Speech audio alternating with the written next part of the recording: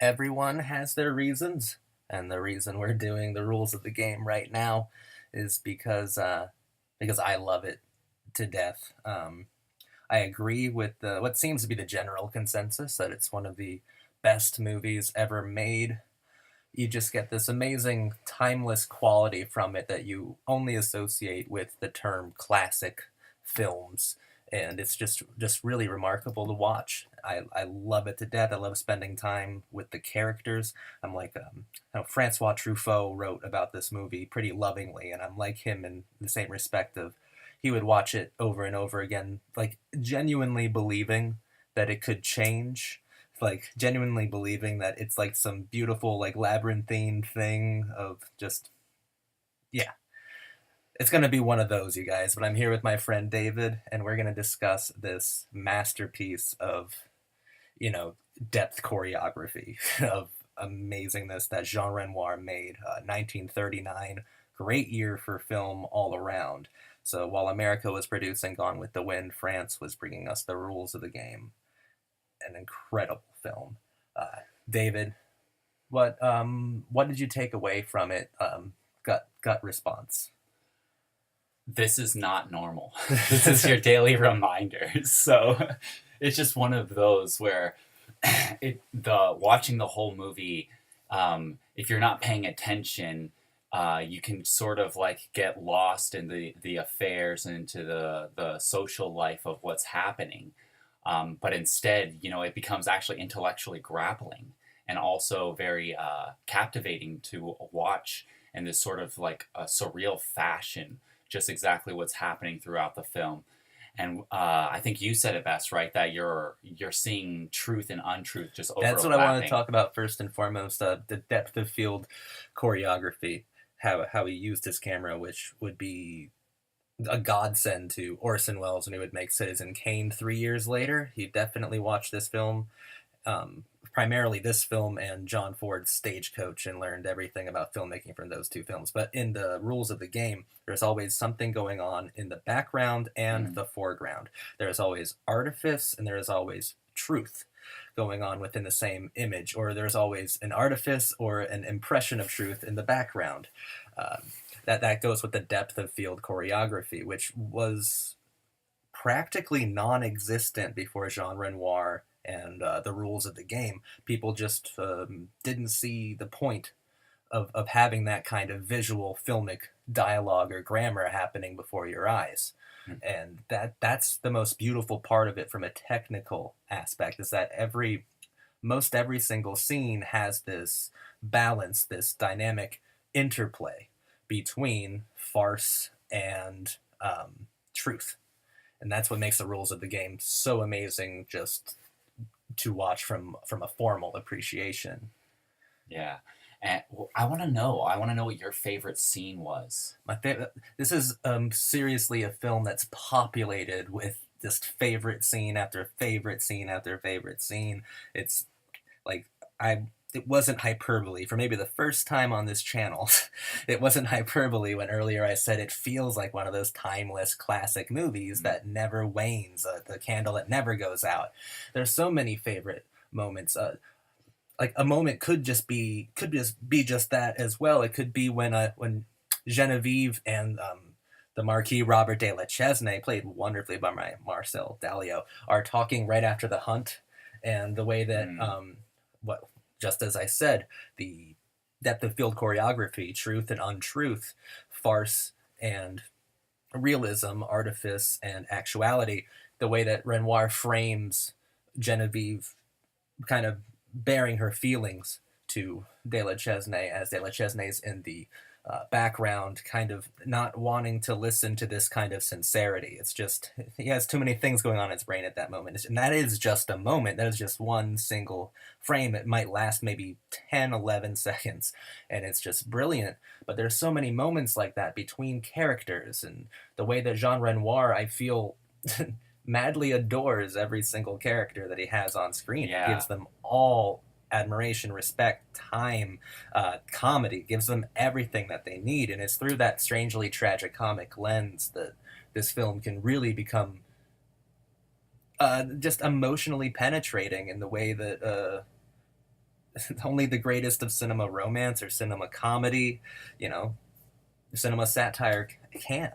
It's absolutely brilliant. I'm trying to think of an actual scene that's my favorite. It's just like I said, it's just populated with them. When De La Chesnay shows off his huge new like trinket, his huge new jukebox, really, of sound and light, Yeah. and the way that he looks at it with that like patriarchal admiration, and you get the sense that like he invited all those people to his house. He even hired Marceau to just kind of see what happens when you wind up like a goofy character and just let him go, let him run wild. Like he established parts of the rules of the game for what was happening at the hunting trip.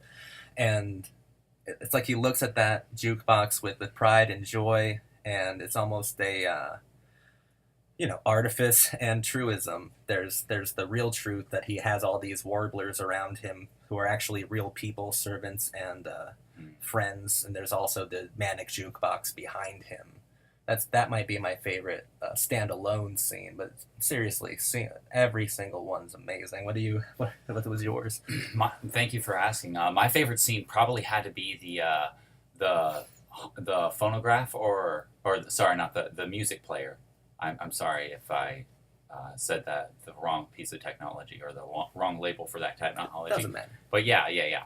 Doesn't matter. What I really enjoyed about that scene was the transition from just an actual scene or actual movie still, where it's actual background, it's actually video recorded, and then it transitions into a picture of that. And then that was inserted in there on purpose when it wasn't even necessary. And I found that really, it was a very tone-setting scene because it really like captivated my imagination, because I recognized what was being stated there by Jean Renoir.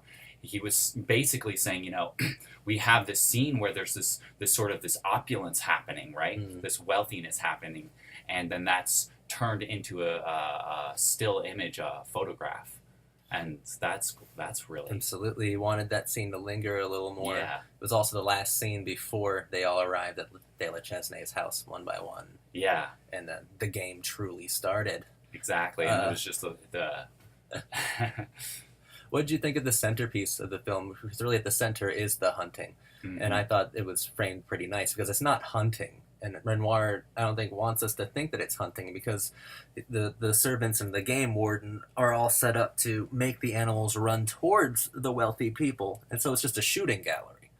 And it's not actual hunting, it's a shooting gallery. And I wouldn't think that Renoir had much sympathies for the animals that are dying on screen, except for that last shot of the last rabbit, because he allows it to, once again, he likes to let something linger, surprisingly. And you see... That was another good scene. Yeah, its legs move its last time and crunch up slowly. So Renoir does make a slight value judgment at the very end of that scene, but even before then, it's just a shooting gallery, and there's no talent involved. There's no talent involved, most likely in the money these people have cultivated or the status these people occupy. That's a very powerful statement you just said, because he is appealing to your kind of your nobler sensitivities, right? He's absolutely like when I saw that rabbit curling up his tiny cute little paws, it was like painful to watch. Yeah. So I found that was a scene that I did not enjoy for the barbarism or anything like that, but for the fact that that was a reflective moment. Exactly. This film is about reflective moments. Yeah. Because it's quite literally a film about the wealthiest of the wealthy, the elite and their servants. And Renoir, of course, frames this film as both of those classes being reflective of each other. What happens in the upper class is mirrored and emulated by the lower class. It's acted out in both ends.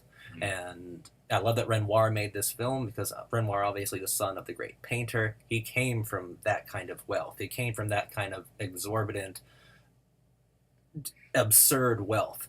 So when he's making this film about these kinds of people, he knows these kinds of people. He's lived his life around these kinds of people. And I think it has much more power to it. It's much more potent because it doesn't have that rebellious edge that possibly someone of a lesser class would imbibe the film with. And it's saying nothing against anyone of lesser classes. I'm of a lesser class, of course, but at the same time, it's just far more potent, far more sophisticated for Renoir to have made this film and to have populated it with the characters that he did, because nothing's heavy-handed. Everything is actually quite charming, quite and just attractive.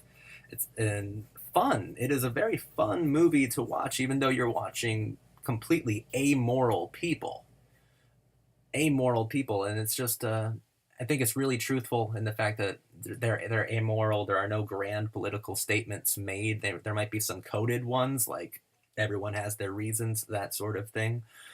But overall, it's a film in mock tribute of this kind of class system that existed in France at the time, and also in other parts of the world. Mm. So there was another scene that I really enjoyed. Wasn't it the scene where Christine and Lisette were talking to each other in the room, or was that not? Was that Genevieve? Oh no, yeah, it was Genevieve. Okay, it was Genevieve, right? And so they were talking to each other, and while that whole scene was unfolding, they were literally in this sort of like this arrogance of, like you said earlier, sincereness is boring. Yeah, but at the same that's time, a it's direct not quote from demonizing. Nora Greger. Yeah, Nora Greger as Christine says, "Yes, but Andre is so sincere, and sincere people are so boring." And then immediately they start talking about what kind of wardrobe or dress they're going to wear later, and they even do a little dance, a silly dance at the end, just to kind of bring back that safety of the artifice, or maybe the attractiveness of the artifice, rather than actually having to be sincere. Right. Sincerity is not for the wealthy, since the wealthy don't have to be sincere. That's what wealth is for. Yeah, and it's just like that shifting away. They have a comfort zone that they're occupying, and it's just so authentic to see that it's not being demonized, it's not being ostracized or alienated in any way. It's very intimate. It's very authentic. And I'm gonna butcher French, but Mila Parelli, who played Genevieve, do have to say that Renoir knew exactly how to frame her. Some of the best moments are when she's on screen, because there's a scene even earlier than that. Before anyone goes over De La Chesnay's house, it's actually when De La Chesnay goes to visit Genevieve and tell her that they could no longer be having an affair because he's decided to finally be worthy of his wife, as he put it. And she's Renoir frames her posed next to a statue that has some sort of exotic or Egyptian quality to it. And once again, that's one of the first signs of the artifice and the real. Only there, it's difficult to tell which is which in retrospect. So yeah, Renoir knew exactly how to frame that woman, that character, wonderfully. So I want you to talk about the morality of the picture. For all of its amoralness, for all of its, it was never nihilistic, but the characters it featured were absolutely fundamentally amoral. What do you think of Renoir's morality? How do you think he views the situation, the scenario that he filmed? It's a good question. I think what he's doing is he's really just kind of like making fun of himself in a way for just participating in this kind of society, this kind of upper class opulence. It shows awareness on his part. And that I think is very refreshing, because you have a lot of these other films being made today where there's this like showcasing of like Keep Up with the Kardashians, right? Of course, or even in the 30s, I'm sure like the opulent, or think of 20s silent cinema classics of like the opulent palaces and all these things, the silent film goddesses. The poor have always wanted to emulate the rich, the lower class, and they are not aware. They're not aware that they're mirroring those situations or that they long to. Yeah, that's a great point. And the rich don't feel any sort of. They don't feel like they've signed any sort of social contract. They don't feel like they have a responsibility to. If there's a group of people emulating you, then maybe you should act differently. Maybe nobly, or maybe with morals. But they don't feel like they have that sort of contract. Yeah, and you definitely see that throughout, and you see them, especially with, it was Marcel, right, being hired into the entire thing. and he's involved, and he's just sort of this silly slapstick kind of guy, Mm-hmm. and Who, yeah, once again, you get the feeling that De La Chesnay hired him just to see the kind of ruckus he would cause. mhm. So that was pretty interesting that was put in there by Jean Renoir. And then, I, on some level, not entirely, like, was kind of involved in Lisette. Like, I felt like a masculine version of Lisette, how she was poor, but she was involved in all of this, and she was part of a love triangle herself, Mm. and how she was, she did make that decision later on to stay with the Madame, which would be Christine. And where I differ is I didn't make decisions like that myself, but the fact that I was able to follow along with that, it brings the point home of what you just said about how poor people sometimes unwittingly, Yes. and where I differed from Lisette is where I became aware of it in my past, when I realized that some of the things that I believed in or occupied, some of the ideas that I had were that emulating that kind of wealthiness. Is Lisette your favorite character? In this particular film, yes. And that's just because she does remind me a little bit of... Yeah, I would agree. In this film, it's super relatable, even if you've Mhm. never been in this sort of situation, which, I mean, most people haven't. But I think that the character that you relate to the most ends up being your favorite character. I feel that Yeah. my favorite characters are Octave, played by Jean Renoir himself, in an excellent turn, and Genevieve, who we've talked about earlier. I feel like an interesting mixture of those two characters quite a bit, and they're also my favorite characters to watch on the screen.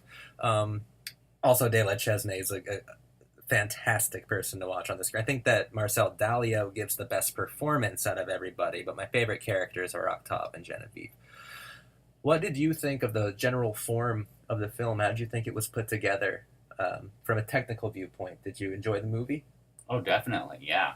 I really enjoyed the movie because not only did it have that truth element to it, but it just showed like a very real way, and it was like simple and complex at the same time, because there was that one scene where the two gentlemen were talking to each other, and then they had like the trees behind them, and they Yes. were real trees, and then they were talking about human nature, so there was that sophistication there, but then it was being made simplistic, or more simple, I mean. It was sophistication. Yeah. And I would call the background the truthfulness in it, because they're talking about human nature within the context of it's Marceau and it's De La Chesnay, and they're Yeah. both involved in the most superficial of triangles you could possibly be in. Sure, They're yeah. talking about how don't you wish you were Arab for the harem, and like Right.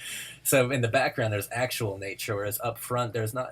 There's bad posturing about masculine nature, and that's this part of the genius of this film and overall Renoir style. Because he would apply that to the Grand Illusion as well. This kind of visual grammar of artifice and truisms. I thought it was fantastic. What did you think of the tragicomic ending? That was the way he chose to end it, with Andre Giraud being accidentally identified as Octave, and of course Christine being accidentally identified incorrectly as Lisette. And well, what do you think of Andre Giraud dying? Of the tragic note that Renoir infused into this film, and then the apathy that clearly follows. Yeah, it was really interesting because he was painted in society, at least at that time, as a hero. A hero, right? yes. And then the hero is the one dying in this tragic sort of way. And what he's really, what I can see as a sort of message being conveyed here, a very sophisticated one, is that someone who identifies with being a hero, but then also surrounds themselves with this sort of arrogance and this superfluousness. Well, he was completely self-obsessed. Yeah. But so far as the elite goes, he would have been the most tragic character to have fallen at that moment. Octave had to say, go on, it's you have to go. Because it also shows Octave having some kind of human moment too, a reality moment. And also, if this is a film that balances artificiality with the realism, then that tragic ending is amazing, because it's blurring the lines complete. It's the completely. And also the old adage of it's all fun and games till someone gets hurt. Mm. But it's just part of the game. It's part of the. You see, the elite didn't sign a social contract to be good people or like good beacons or good role models. They did sign a social contract to play the game.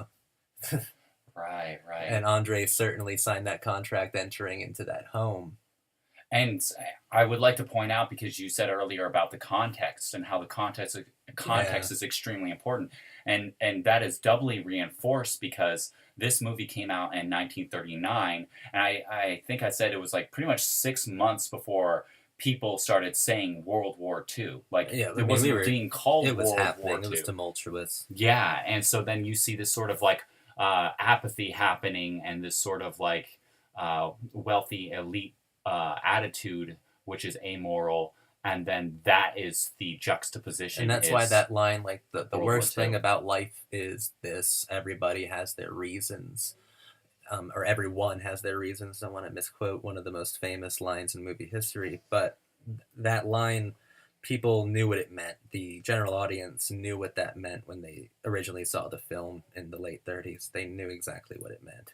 Hmm. And it meant commentary, it meant critique of the apathetic wealthy elite in the face of this world crisis.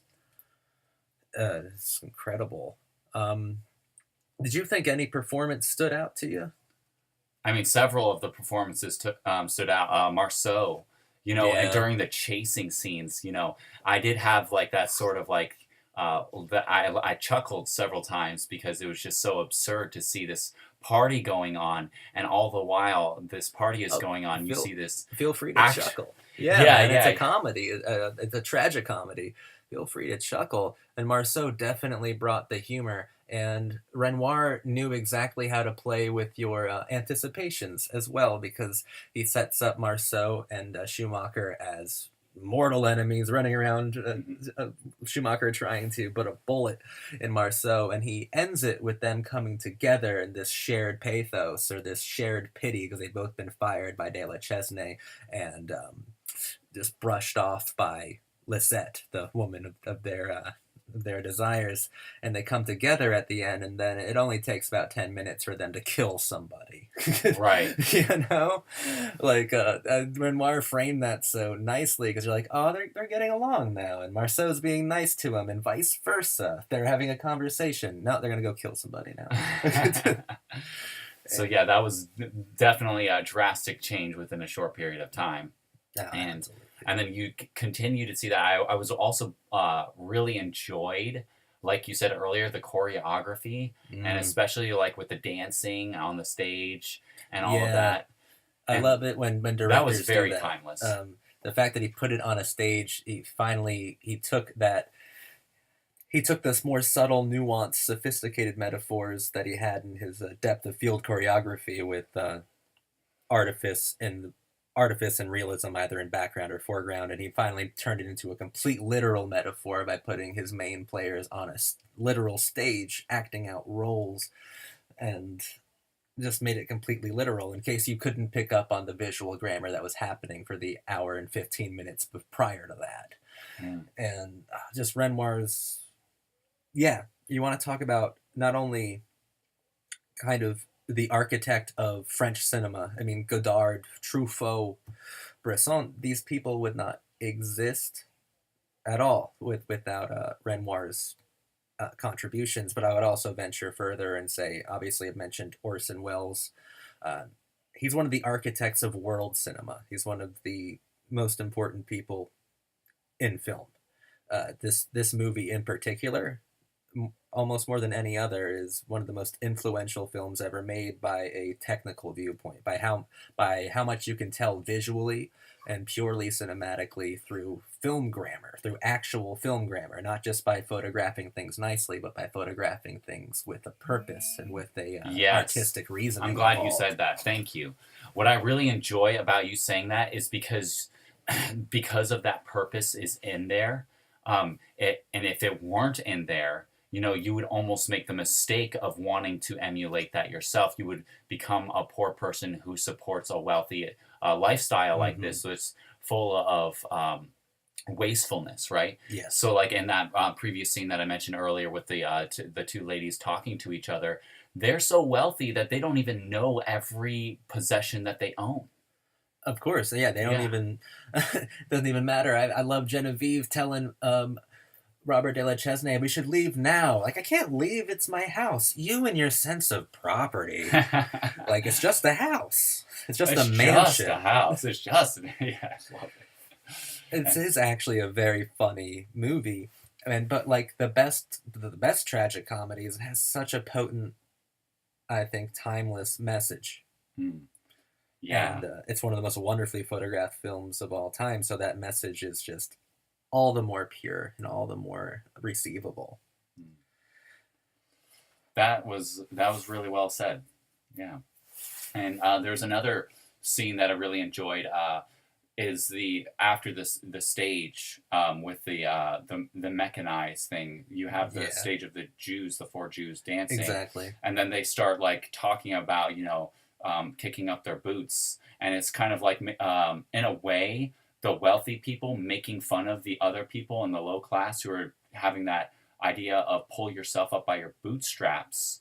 But at the Mm-hmm. same time, it's also like them being entertained by that. So it's not like they look down on it. It's more like they're just like, yeah, you go, Yeah. but we're not going to let you have it though, kind of thing. And that's kind of sad. That's what adds to the tragedy, right? Oh, absolutely. And Renoir has such such a sophistication about him because he can't just let what you said stand. He That metaphor is beautiful, it's wonderful, and then he has to push out De La Chesnay. He has to have the minstrel Jews push out the actual Jewish character in the film, or at least gossiped to be Yiddish. Pushes him out on stage afterwards. So once again, artifice and reality. You have a minstrel throwing out the actual the real McCoy, the real genuine article afterwards. To which the real genuine article plays the manic jukebox. So it's just a never-ending labyrinthine parade of real and then unreal, real, unreal, truth and lie, sincerity and contrivedness, and it's wonderful. It's wonderful how how Renoir organizes that, how he conducts it. It's awesome. And that is a very necessary thing to be able to recognize that that is happening Mm-hmm. pretty much at all times throughout the film. Exactly. That is the grammar he establishes completely. I think right away because the film starts with the Andre Giraud like landing, and it's a spectacle as well. So even then, he's giving you the idea of theatricality and separating the classes. And real and unrealism is the reporter reporting on the situation, but it's being broadcast to some very superficial places, including Christine's bedroom where you first meet her. Everything is perfect. Everything is like legendary about it. Like, Right, right. And what's legendary about it, at least for me, is how Jean Renoir he's very aware of this, mm-hmm. this kind of spectacular image that's happening, and that's why you have to kind of like read between the lines a little bit to see that he's not promoting a spectacular image like you might see, Katy Perry riding in on a giant lion Yeah, and singing Roar. Instead, he's not promoting that. Instead, he's making fun of it. He's satirizing it, and that's why it makes it such a brilliant comedy. absolutely. And it's way more sophisticated than I'm even letting it sound, because of course there have been satires showing how the rich are foolish or self-indulgent. I mean recently, within the last 10 years, of course, The Wolf of Wall Street by Scorsese did the same thing. But Renoir is so much more sophisticated about it. And the fact, like I said earlier, that Renoir comes from a background, his life is within that wealth system, unlike Scorsese, unlike these other people. Mm. There is no rebellious rock and roll edge. Very it's just very much of these are characters that he met, characters that he knew in his actual life, amoral as they may be, and he just put them there, put them on screen, and allowed them to speak for themselves. And people, hopefully, not hopefully, that's why it's one of the best movies ever made. People are cognizant of these characters' amorality, and they're able to see through this comedy of manners and errors, and it's pretty great. Yeah, that's very much the case, at the very least. On some level, I do recognize the amoralism of that, and just that sort of apathy. But not even just apathy, like a toxic kind of apathy, where Yeah. you have someone just kind of Oh, it's completely toxic because Yeah. it's contagious. Because obviously, as shown by the servants trying to emulate and trying to do impressions of what they see the wealthy elite doing. So it's not only toxic, it's contagious. It spreads, and that's the point. Yeah. And then you see that in that particular scene where the cook is making the food, excuse me, talking about the potatoes, and then he's like defending the guy, saying he's a real man because he knows that you're supposed to splash white wine. Yid or not, Jew or not, he knows his potato salad. Yeah, he knows his potato salad because you're supposed to. Yeah, you gotta love the latent racism. Like that was just so casual. But I don't think that's a bad product of aging. I think that it'd be just as bad if they just now. I mean, I don't think it's a product of the time. Maybe. Yeah, and that's another timeless quality. And I think everything's timeless about this because it is incredibly enjoyable and also has an incredible message attached to it at the same time. Not many films can do that. On this channel, we cover a lot of art house films that are like pretty impenetrable. They're pretty challenging, pretty unforgiving. Films that you shouldn't watch all of the time, maybe once every few years. But the rules of the game is something you can revisit quite often and not be completely pulverized by. Because Renoir's not trying to emotionally cripple you. He is trying to enlighten you, but he's trying to do so in a really sophisticated way that's really like almost comforting. In a way that's, in a way that's rewarding, in a way that's warm. A very warm director. Right.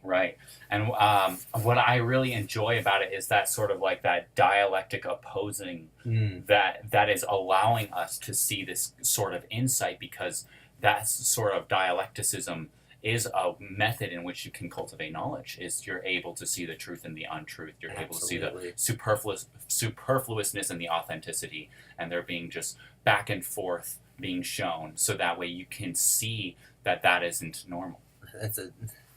It's a deep focus, slice of heaven. God, I love this movie so much. Complete masterpiece, masterclass. Obviously one of my favorite movies of all time. David, do you have some more thoughts about it? Yeah. So what I really enjoyed was there's like a sort of a general maxim that people, or at least people who in my circle say, and then that is greedy people elect greedy leaders kind of thing. And that's not saying that, everyone's greedy and that greediness is, because, there's also the other maxim of greed is good. And that's... Yeah, which is from... which the story behind that maxim is insane, because that is a line from Wall Street spoken by Gordon Gekko, played by Michael Douglas. And Oliver Stone, who directed that film, is just so confused. Like... we've talked about A Clockwork Orange on this channel and how Kubrick sees it as a failure. By that degree, Oliver Stone should see his film Wall Street as a failure, because people started quoting that greed is good, like nonstop, completely missing the point that Gordon Gekko's a monster. But go on, yeah. Yeah, so what I wanted to point out here in the rules of the game is that that Jean Renoir is recognizing that the leaders are also doing the interplay as well here, and that they are creating the poor class who tries to emulate them as well. So then it's not one side being wrong, the other side being wrong. It's kind of both sides are kind of participating. Yeah, the hierarchical interplay, I believe. Yeah, it's, oh my god, it's so fascinating, so wonderful, and it's really a film that has one of the most exquisite forms in all of cinema. I'm talking about its technical character, the way it's put together. It's one of the only films where the context or the form in which it's presented is more interesting than the analysis or the message that it's given, because the message is, it's also one of the reasons why it's such a fantastic timeless film, because the message is so simple. It's essentially assume responsibility. it's so simple, such a simple message. But the way that Jean Renoir throws out his back to tell it to you is more than impressive. It is nearly godlike, the way that he pulls it off. Because it also feels effortless as well, as all the great classics do. Yeah, and there's that that extra level of brilliance is what I would call it, is the fact that he's able to recognize that, and he's able to do it in that sort of with that sort of ease. Yeah. And as much as I sit here and be one of the analytical figures, and at least in deconstructing this, I recognize that my analysis here, especially in this particular film, The Rules of the Game, is not nearly as important as you're saying. It's the context of the film. Yeah. So I completely recognize that, and I have to kind of be humble about my analysis, because moral perspective, and anytime you talk about morality, you kind of do want to have a more involved approach rather than like a removed ethical kind of stance. So I do recognize the importance in that, and the assume responsibility narrative. And I think that Renoir would appreciate it as well. What an artist! What a film! And do you have any closing thoughts beyond that? Just to remind you that this is not normal, and that just to enjoy it for what it was. And I'm definitely going to rewatch it, and I do want to rewatch it. And I probably, the next time I rewatch it, I might not be liking Lisette as much. And I'll probably identify with a different character the next time I watch it. And then I would enjoy I think it's that kind of movie, though, that it might be timeless, but as you mature as a person, as you get different, you start to relate to different characters, because I love every last one of these characters in this film. I love spending time with these guys. When I watch this movie, I feel like I'm like I'm going to De La Chesnay's house myself, and like I'm hanging out with these unforgettable people and watching them go through these just facades, these scenarios. It's so much fun, I'm telling you. Art films can be very fun. I think this is one of the most fun you can have with high art. Mm-hmm. Definitely. And I did want to make another statement how there's like a lot of like this sort of like perpetual party that's going on, and you see a lot of people even now kind of emulating that, where they're trying to like drink each other, or they're trying to perform each other with dance, or they're trying and that's like so amusing. It absolutely is, but at the same time it's like maybe focus on something else. So God, what a wonderful movie. And now you're going to hear an article that I wrote about the film. I called them love letters. So listen to that, enjoy that, and Here it goes. It's going to start now. But please, The Rules of the Game, phenomenal. Fucking masterpiece. There are some movies I'm scared to talk about because of the absurd challenge they represent. Some films are just too big. 2001, A Space Odyssey, 8.5, The Godfather, Citizen Kane, Once Upon a Time in the West. What could I possibly have to say about these marvels that hasn't already been said 1,000 times and far more eloquently than I ever could? Jean Renoir's 1939 masterwork, The Rules of the Game, certainly falls into this impossible category. I despair to imagine the cinema without it. If not for wondrous films like The Rules of the Game and John Ford's Stagecoach, the brilliant Orson Welles wouldn't have known a damn thing about how to compose a film. A young Francois Truffaut watched The Rules of the Game an obsessive amount of times, fully believing that Renoir's labyrinthine tragicomedy had the ethereal or cosmic ability to change its outcome.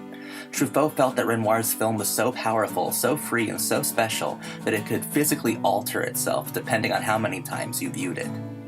It's a film that's too important for me to talk about. The Rules of the Game's influence can still be felt in our more modern age in films like Gosford Park, a late Robert Altman masterpiece that are completely in Renoir's infinite debt. The Rules of the Game sent a shockwave through the cinema that continues to boom, resound, and rumble to this day. It was simply and utterly a world changer.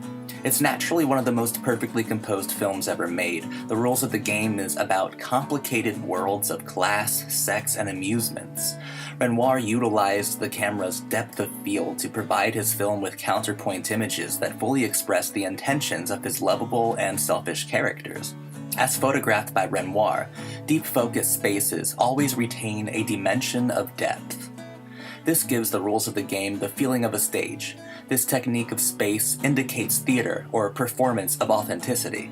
The rules of the game is about a phenomenological realism.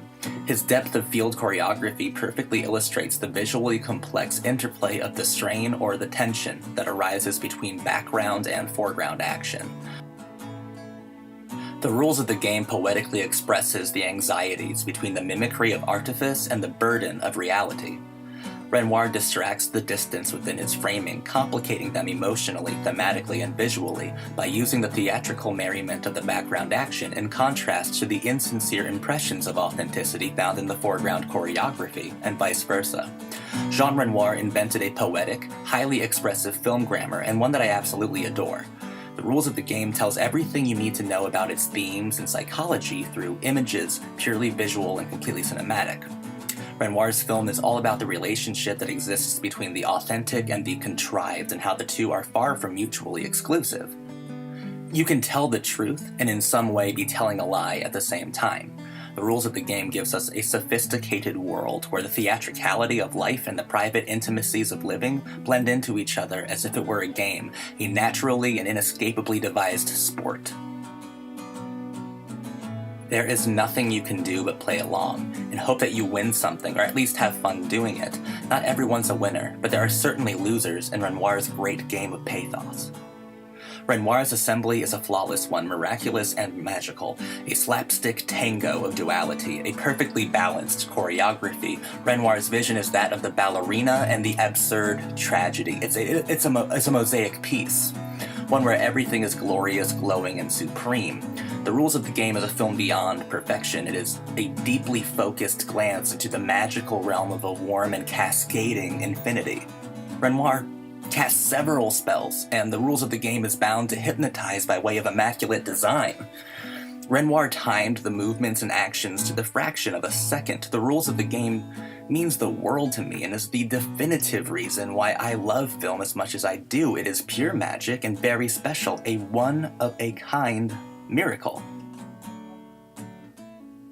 All the performances in the rules of the game are extraordinary, but there is one that towers above the rest. Marcel Dalio as the Marquis Robert de la Chesnay is one of the most inspired and perfect performances of all time. Dalio is an incredibly gifted actor with a strong, powerful, and dynamic understanding of character. He plays a man who collects mechanical toys and trinkets. Some of his toys are quite boring, some are frenzied, most are unsettling, and all of them bring him happiness and security. It is a mostly quiet pleasure derived from the inanimate, the inarticulate, and the non-sexual. His most prized possession is a manic jukebox of light and sound, dolls and noise. It is a giant music box that he showcases with great pride, almost with honor and a hint of fatherly affection. The people he surrounds himself with are also mostly mechanical, though hypersexual.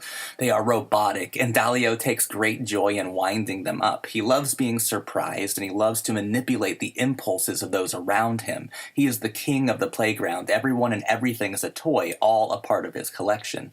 Dalio's performance is one of extreme care and perfection, evenly balanced with hilarity and sincerity. Dalio glows. A perfect performance for a perfect film. He acquires new gizmos and playthings like servants. He pretends to attempt to domesticate human beings who are impossible to train just to watch the farce they inevitably unleash in his home. He finds this sort of thing amusing, and so do we. Everyone around him means little more than a warbler. La Chesnay is the supreme conductor of the game and the ultimate player within it. Both social classes perpetuate the scrimmage between farce and high art, between artifice and truism. Renoir calls normative masculinity into question immediately. Heroism is reconsidered. Everything that happens in the rules of the game is all for the benefit of La Chesnay's amusement. Everything that happens is masquerade. The most important rule of any game is to recognize that everyone around you is playing one. The second most important thing to remember is to have fun with it. If life is an absurd game of manners and affairs, play it with the devotion of a Shakespearean actor on the lighted stage. Know your role. If you have been designated to that of the clown, maintain a happy charm and demeanor. If you find yourself in the unexpected role of the lusted after, consider your choices. Then give yourself over to either a slapstick fatalism or hypersensitive sensuality. Play the game and play it well. Understand the methodology. Acknowledge that everyone is playing out a role, and so are you. You are a construct. Don't step outside of your abilities. Stay put. Stick to what you know. It's a pessimistic view of positivist optimism. Figure out what role you have been given, and then give your friends the performance of a lifetime. Jean Renoir's film is more than incredible. It's more than inexpressible, and it's more than ineffable. The rules of the game is beyond the very words my mind can't even come close to conjuring up. It's indescribably, my God, it's making me stutter. It's indescribably important, not just to me personally, but to the very art form I cherish so deeply. There are certain films that are more than big. Some films are more than art. Some art is so massively important, so mammoth in their influence, that whole societies are held up on the foundation of their creativity and composition. The Rules of the Game is not just one of the most significant films in cinema history, it's one of the most vital works of art ever realized. Renoir's film is paramount. Renoir's masterwork is called The Rules of the Game, and it has taught me everything I will ever need to know or understand. It's beyond me, and anyone else for that matter, to put into words the remarkable magic of it all. The Rules of the Game defies me. Even my most tender praise amounts to so little in the face of so large an accomplishment. Honestly, this movie is so fantastic. It is in my top 10 favorite films, and it's going to stay there for the rest of my fucking life, because this film is bigger than me, it's bigger than you, it's bigger than film.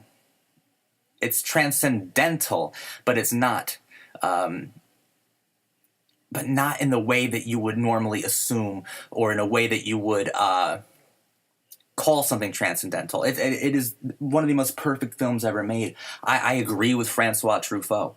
I believe that I could get lost in that labyrinth. I even believe it has that peculiar magic that it could change.